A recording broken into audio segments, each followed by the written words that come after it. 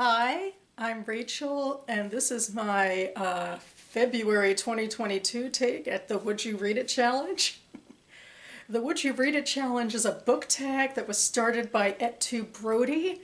The idea was to pick books at random and read only the first sentence of them and then ask your audience if they'd like to continue with the book.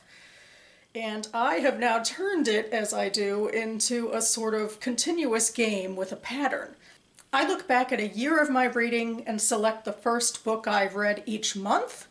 And also I do more than the first sentence. I've done the first couple of paragraphs until a decent stopping point, although it does seem like they run on and on sometimes. But anyway, this month I am focusing on the books I've read in 2019, but I do have two videos where I focused on the books I've read in 2020 and 2021, and I have a playlist of my book tag videos down below where those are saved.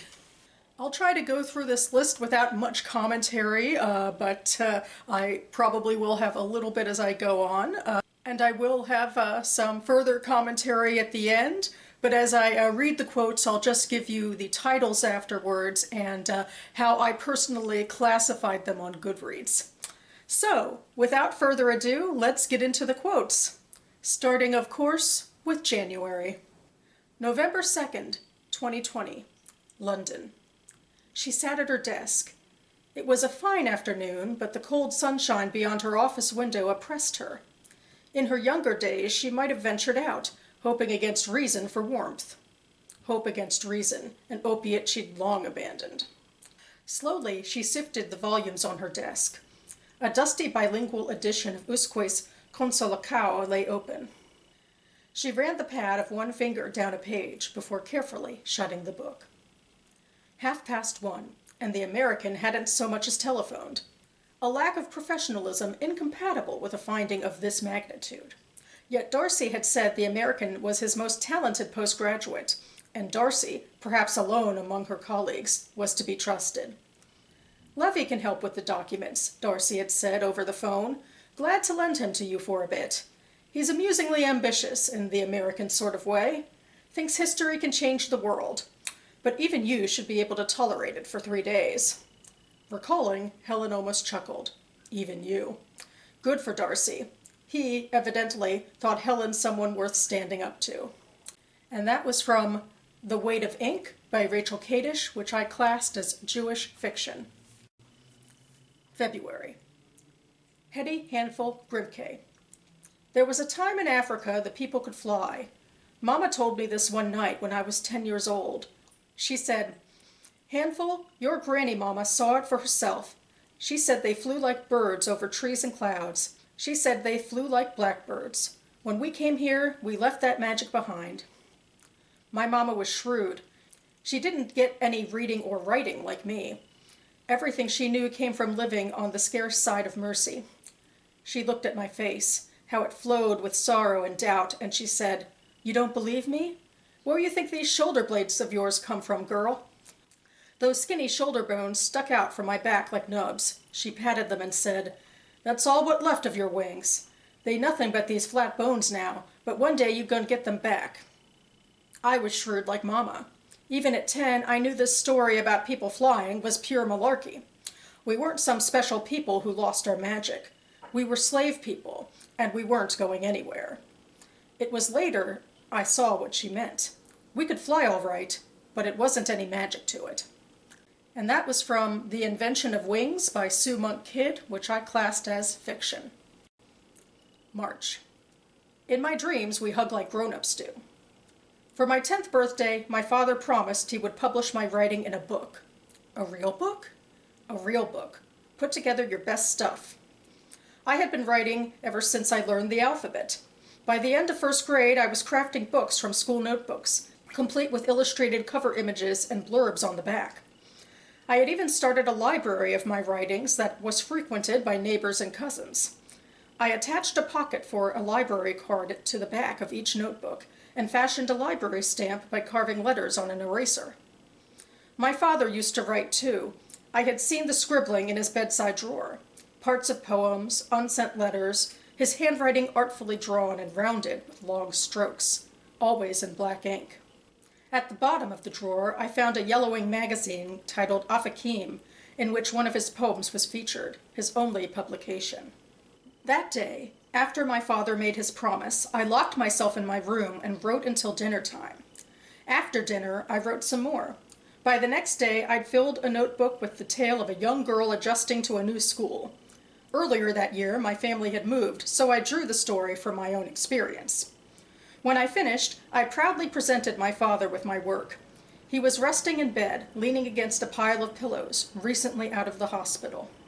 "What's this?" he said. "A book, like you asked." He laughed, flipped through the pages. "You wrote all this yesterday?" "Yes." I puffed out my chest.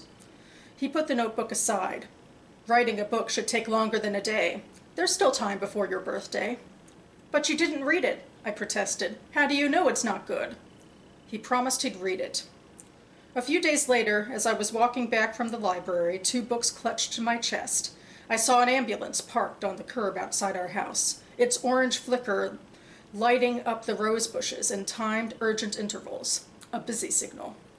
And that was from The Art of Leaving by Ayelet Sabari, which I classed as memoir. April. Everything was salt and sweat, summertime and sharpened words. It was Friday, July 25th, the date of our catastrophe, Laith, or mine at least. 2 days after my 19th birthday, 2 days before I was sent here, 1 lifetime ago. Now, in the fluorescent glow of this jail cell, I can still feel echoes of the South Hebron heat on my skin. Mostly the desert painted in shades of red on the canvas of my face, but when I looked in the mirror that morning, on July 25th, I thought I saw a faint hum of brown glimmering beneath the sunburnt crust, threading between the black and ochre tapestry of my almost full beard. A twinge of Saba Yehuda's complexion, maybe. A twinge of my grandfather's Salonican toughness. You might not have recognized me. My scalp was a hedgehog. My eyes glinted strangely in the glass of the base's bathroom, yellow-green and nearly fearless. We'd been in the territories for almost a month by this point. One night, on guard duty outside the settlement of Karam El, I pulled hair after hair out of my beard, just to stay awake. Afterward, back in my bunk, I wondered blearily if the commander would notice patches and revoke my beard permit, make me shave it all off. He didn't. I kept the tiny coiled hairs in my pocket for 3 days, until I came to my senses and realized how weird that was. And that was from Sadness is a White Bird by Muriel Rothman Zecher, which I classed as Jewish fiction. May. Tuesday, September 27th, 2016. 25 Elul, 5776, 7:03 p.m. to 8:11 p.m. There was not, Ariel decided, enough booze for this. And by there, he meant in him. I'm not sure what kind of soulless organization holds a cocktail hour without any actual cocktails, but there Ariel was, and he was anxious. About all the people, not the lack of alcohol. But the scarcity of social lubricant didn't exactly help. Hell, he'd even have gone for a shot of spiritus right about then. Ever heard of spiritus? It's a 192 proof vodka that's essentially 96% alcohol and 4% a voice that whispers, "You're gonna regret your life tonight," directly into your cerebral cortex. Ariel had spiritus once, and he never wanted to look at it ever again, because it reminded him of the night he died and then lived to tell the tale of how he died. There was wine there, though. A perplexing vintage, smelling faintly of overcooked raisins wrapped in Band-Aids, blending scintillating notes of acetone and a dead human foot, with a spiteful cherry finish. I know, right? It's sacrilegious what passes for kosher wine out there, and that people drink it, on purpose. I sure as hell don't have a choice.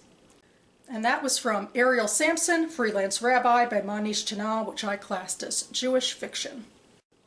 June, the photograph. She sits in a plastic chair in front of a brick wall, slouching. She is meek with her hair parted down the middle. There are almost no lips to be seen, but by the way she bares her teeth, you can tell she is smiling. At first, the smile seems flat, but the more I study it, the more it seems careless and irresponsible. There is a bundle in her arms and a hole for the newborn's face, which comes out red and wrinkled like an old person's. I know it's a boy because of the blue ribbon woven into the blanket edge. Then I stare at the man behind Petrona. He is afroed and striking, weighing his cursed hand on her shoulder. I know what he's done, and it turns my stomach, but who am I to say who Petrona should and allow into a family portrait such as this?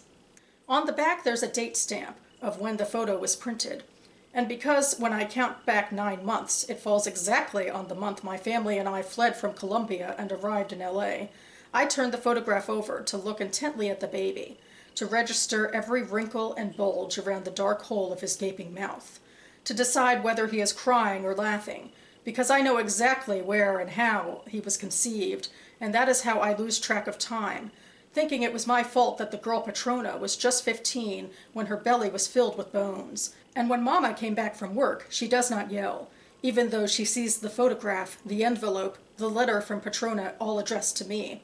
No, Mama sits down next to me like taking off so much weight, and together we are quiet and sorry on our dirty stoop on Via Corona in East LA, staring at that fucking photograph.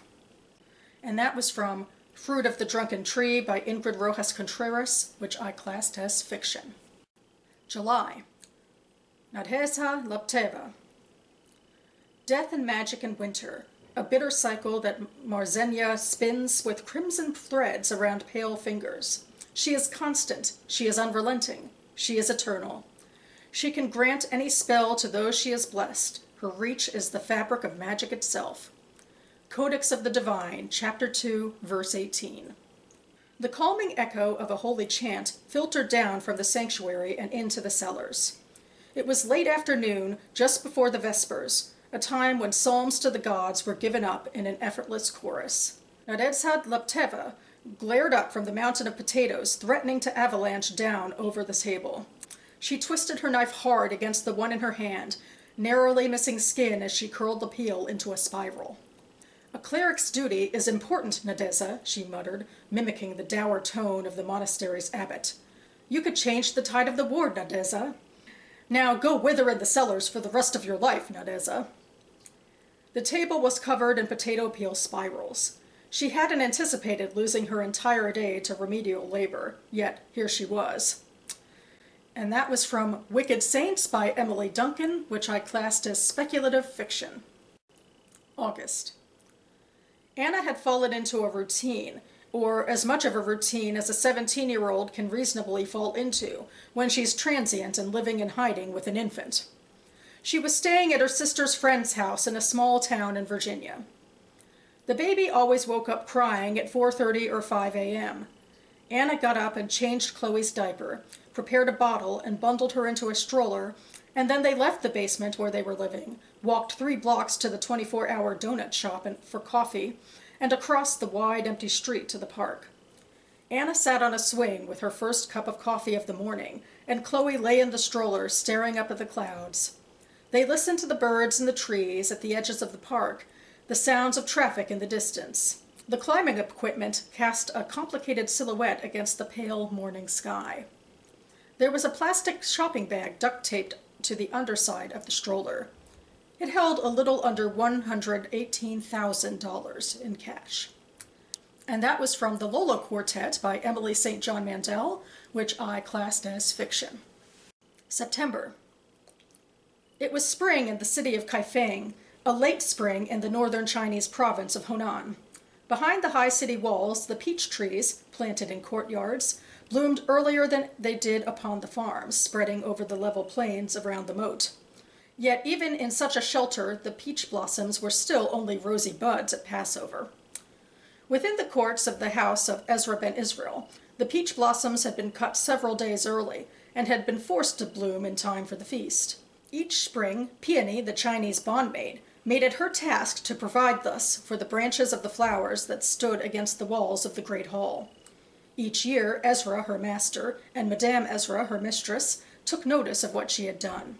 Knowing how cold the spring had been this year and how long the dusty northwest winds had blown upon the city, they had given her special praise when they entered the great hall this night for the feast. "See what magic our little Peony has wrought this Passover," Ezra had said, his plump hand gesturing toward the flowers. Madame Ezra had paused to admire. Her imperious look grew kind. "Very pretty, my child," she had said to Peony. Peony had remained properly silent, her small hands folded above her flowing sleeves. David's eye she had met and avoided as he smiled, but Leia's warm smile she accepted, answering it with a small quiver of her lips. The old rabbi had given no sign. He was blind, and so he saw nothing. As for Aaron, his son, Peony did not look at him. And that was from Peony by Pearl S. Buck, which I classed as fiction, not as Jewish fiction, because rant time. I really hated this book. This is the last time I've given a book something as low as 2 stars, which really means I should have given it 1 star. I hated it so much. I am not calling this Jewish fiction because it is in every way anti-Jewish fiction written by a Gentile. It has a strictly pro-assimilationist message, which at best looks at the Jewish community as misguided, and at worst it blames them for all sorts of Jewish persecution by outsiders. So I thought that this was hugely disingenuous and anti-Semitic, and I hated it. So I can't believe I still have this book. I gotta get rid of it somehow. But moving on. October. Beginnings. What intrigues me in my life is, how did I come to be what I am? How did this person develop? This I whom I rediscover each morning, and to whom I must accommodate myself to the end. Francois Jacobs. It is told that a rabbi once ordered a new pair of pants for the holidays from the village of Taylor. Days and weeks went by, but the pants did not arrive. The rabbi began to worry he would not have the pants in time for the holidays. Finally, on the very last day, the tailor arrived with the pants.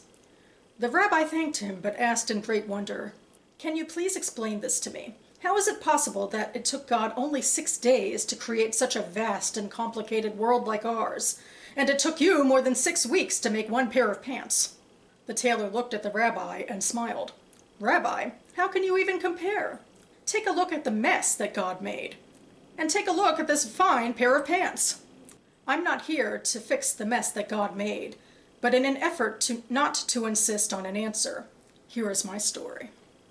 And that is from A Land Twice Promised, An Israeli Woman's Quest for Peace by Noah Baum, which I classed as memoir. November. Please read this. If you read nothing else we've sent home, please at least read this. I ask knowing full well that this request is antithetical to what I believe in my heart of hearts. Our mission reports contain our science, and science is by far the most important thing here. My crew and I are a secondary concern, tertiary even. But all the same, we do have a lot riding on someone picking this up. You don't have to rush. This file will have taken 14 years to reach Earth, and assuming that we still have the good luck of someone reading it right away and replying straight after, it'd take that file another 14 years. So, while we can't wait around forever, the urgency, like so many things in space travel, is relative. You could, I suppose, skip right to the end. You wouldn't be the first person to do such a thing, and honestly, that's where the bits that affect us most will be laid out.